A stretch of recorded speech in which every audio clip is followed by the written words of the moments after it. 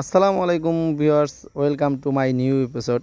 আজকে আপনাদের মাঝে আমি নতুন একটা ভিডিও নিয়ে হাজির হচ্ছি। এই ভিডিও করার মূল উদ্দেশ্য হচ্ছে আমরা যাব হালখাতা খাইতে। যদিও এরকম ভিডিও কখনো করি নাই, বাট এটা হচ্ছে আমার লাইফের ফার্স্ট ব্লগ ভিডিও। যদি ভালো লাগে অবশ্যই কমেন্টের মাধ্যমে জানাবেন। আকাশে এ পরিমাণে রোদ উঠেছে যা বলার মতো না। আর আমার এই ছোট বাতিজাটা কিন্তু প্রচুর অসুস্থ। ওকে আমি বললাম যে তোমার যাওয়ার কোনো দরকার নাই, বাট ও কি বলবো, মন খারাপ করে ফেলেছিল, এমনকি কান্না শুরু করে দিয়েছিল, যার কারণে এক প্রকার বাধ্য হয়ে তাকে নিয়ে আসি। বাই দ্য ওয়ে, আপনাদেরকে তো বলাই হয়নি যে আসলে হালখাতাটা কিসের। আপনারা হয়তো জানেন কি না যে আমি ছোট একটা ব্যবসা করি, আর ওই ব্যবসার সময় হালকা পাতলা কিছু বাকি আনছিলাম, সব টাকা দিয়ে দিয়েছিলাম, বাট অল্প কিছু টাকা মালিক নেয় নাই, বলছিল যে হালখাতার ভিতরে দিও, যার কারণে বাকিটা রাখা হয়েছিল। পরবর্তীতে সেই হালখাতা খাইতেই যাচ্ছি আর কি। আমার এই দুই ভাতিজার ভিডিওই কিন্তু আপনারা ইউটিউব ফেসবুকে দেখে থাকেন। যদিও আমরা ভিডিওতে নতুন, কিন্তু আশা করি আপনারা যদি আমাদের সাপোর্ট করেন তাহলে হয়তো আমরা খুব দ্রুত সামনের দিকে এগিয়ে যাব। তো যাই হোক, উল্লাপাড়া কিন্তু আমাদের বাড়ি থেকে মোটামুটি অনেক দূরই বলা চলে। 30 টাকা গাড়ি ভাড়া নেয়। প্রথমে আমরা অটোতে বাড়ির সামনে থেকে উঠে কৃষকগঞ্জ বাজারে এসে নেমে ট্রান্সফার হয়ে সিএনজিতে উঠবো, বাট সিএনজি পাচ্ছিলাম না ঠিকঠাক। দুপুরবেলা তো, তাই গাড়িতে নাকি লোক আসছিল না। যাই হোক, পরবর্তীতে আমরা গাড়ি পেয়ে গেলাম। গাড়িতে ওঠার পরে রানিং হয়ে আমরা কৃষকগঞ্জ বাজার পার হলাম। এর মধ্যে একটা গাড়ি এসে অলরেডি মেরে দেওয়ার মতো অবস্থা হয়ে গেছিলো আর কি, বাট কপাল ভালো। যাই হোক, একটা কথা কিন্তু বলতেই হচ্ছে, সেটা হচ্ছে আকাশের ভিউটা কিন্তু অনেক সুন্দর ছিল। এমন আকাশের ভিউটা আমি খুব কমই দেখছি। বলতে বলতে পাইকপাড়া চলে আসছি। এখানে ড্রাইভার সাহেব দুজন যাত্রীকে নামিয়ে দিয়ে আবার উনি রওনা হলেন। নামিয়ে দেওয়ার পরে আমরা চলে আসলাম উল্লাপাড়া হাইওয়ে রাস্তায়। এদিকে কিন্তু সিএনজিওয়ালার অবস্থা দেখে আমার মনে হচ্ছিল যে উনি ড্রাইভার কম নায়কের মতো, বাট উনি একটু হয়তো পার্ট নিতে ভালোবাসে। যাই হোক, ওভারঅল সব কিছুর দিক থেকে ভালোই লাগছে।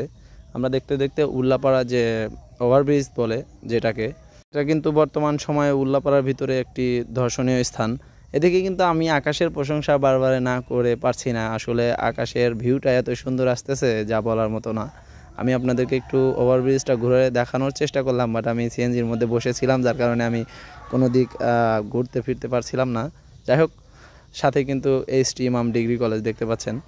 আমরা উল্লাপাড়ার অনেক কাছাকাছি চলে আসছি, যদিও পুরো রাস্তার ভিডিও আপনাদেরকে দেওয়া সম্ভব না। আপনারা তারপরেও কমেন্টে জানাবেন উল্লাপাড়ার ভিতরে কোন রাস্তাটা, কোন জায়গাটা আপনাদের কাছে ভালো লাগে, সেখানে যে ভিডিও করার চেষ্টা করব। যাই হোক, দেখতে দেখতে আমরা কাওয়াক মোড় চলে আসছি। এখানে কিন্তু পার হওয়াটা খুব টাফ ব্যাপার যে কোনো গাড়িওয়ালার জন্য। পিছন থেকে বা সামনে থেকে এসে যদি কোনো বড় গাড়ি মেরে দেয় তাহলে কিন্তু কোনো কিছু করার নাই। তারপরেও যদিও আমরা ছিলাম সিএনজিতে, আর এটা তো জানেনই যে কোচ বা বড় বড় ট্রাক ড্রাইভার যারা, তারা তো ছোট গাড়িকে গাড়ি মনে করে না। তো যাই হোক, অল্প কিছুক্ষণের মধ্যে আমরা উল্লাপাড়া স্ট্যান্ডে নামবো। এখানে সিএনজিওয়ালা আমার যদিও পরিচিত ছিল, আমাদেরকে একটু এগিয়ে নিয়ে উল্লাপাড়া বাজারে ওভারব্রিজের কাছে নামিয়ে দিল।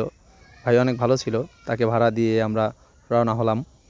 রওনা হওয়ার পরে আমরা উল্লাপাড়া বাজারের ভিতরে যে মসজিদটা দেখছিলাম, দেখেন তার উপরে যে আকাশের ভিউটা অনেক সুন্দর দেখাচ্ছিল।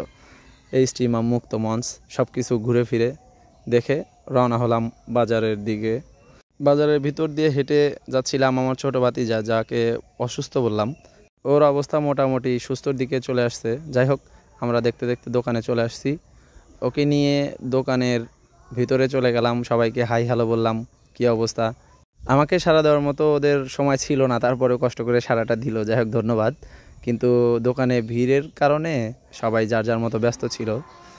এদিকে ওদের সাথে কথা বলে চলে গেলাম সোজা মহাজনের কাছে। এটা আমাদের মালিক মোহাম্মদ রায়হান ভাই, যারা উল্লাপাড়া বাজারে আসেন, এমনকি যারা কসমেটিক জুয়েলারি ব্যবসা করে তারা হয়তো এনাকে চেনে। যাই হোক, তার সাথে আমার আবার খুব আন্তরিকতা। তাকে সালাম কালাম দিয়ে তার সাথে কথা বলে যা এক পাশে বসে পড়লাম। ওখানে কিন্তু আমার এক পরিচিত দোকানদার ছিল। এটা হচ্ছে আমার বস শাকিল ভাই, যার সাথে উল্লাপাড়া গেলে আমি দেখা না করে আসি না আর কি। এই ভাইয়ের নাম হচ্ছে সজীব, ও আমার সাথেই ব্যবসা করে। শালা প্রচুর দুষ্ট। যাই হোক, ওর সাথে একটু মজা টজা করলাম। করার পরে আমি একপাশে বসে পড়লাম, সবাই কেনাবেচা করতেছে, এমনকি হালখাতার যে সিরিয়ালে সবাই টাকা দিতেছে, আমার সিরিয়ালটা আসে না। পরবর্তীতে আমি বললাম, ভাই আমার সিরিয়াল কি বাইর করবেন? উনি কষ্ট করে আমার সিরিয়ালটা বাইর করে আমি তাকে টাকা দিলাম। অ্যামাউন্টটা না বলি, অল্প কিছু টাকা দেওয়ার পরে উনি আমার কাছে আরও দাবি করলো, বাট আমি তাকে দেই নাই, কারণ তার সাথে আমার আন্তরিকতা আছে বলেই সে আমাকে হয়তো এটা করে দিছে। তারপর আমি চলে গেলাম তার সাথে হ্যান্ডশেক করে খাওয়া দাওয়া করতে। আমাদের সাথে কিন্তু দেখতে পাচ্ছেন আরেকজন মহিলা উঠে পড়ছে, তাকে সাথে করে নিয়ে গেলাম তার বাড়িতে, খাওয়া দাওয়া তার বাড়িতেই করাই। ওখানে যে ড্রাইভার ভাই সাথে আমাদের সাথে নিয়ে গেল, যাওয়ার পরে আমরা ওয়েটিং রুমে ওয়েট করলাম। পরে ভিতর থেকে এসে আমাদের ডাক দিয়ে নিয়ে গেল। নিয়ে যাওয়ার পরে কিন্তু আমরা অটোমেটিক একটা টেবিলে বসে পড়ছি। যাই হোক, আমি ভাবছিলাম যে সবাই হয়তো একসাথে খেতে দিবে, যার কারণে আমি এই ভিডিওটা একটু এক্সট্রা ক্যাপচার করতে চাইছিলাম, বাট সেটা হলো না। যাই হোক, আমরা সবাই খাওয়া দাওয়া করে পরবর্তীতে বাড়ির উদ্দেশ্যে রওনা হয়ে চলে আসলাম। ভিডিওটি ভালো লাগলে অবশ্যই সাথে থাকবেন। ধন্যবাদ।